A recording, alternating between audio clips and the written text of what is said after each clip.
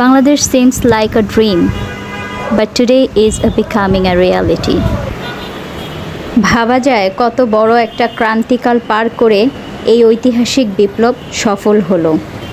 আমি এই বাংলাদেশটাই দেখতে চেয়েছিলাম সব সময়, মন থেকে চাই এরকম দৃশ্য যেন মৃত্যুর আগ পর্যন্ত দেখে যেতে পারি। Students took responsibilities on shoulder. আরেকটা নতুন বাংলাদেশ তৈরি হবে ইনশাআল্লাহ, স্বপ্নের বাংলাদেশ, যেটা সবার স্বপ্ন।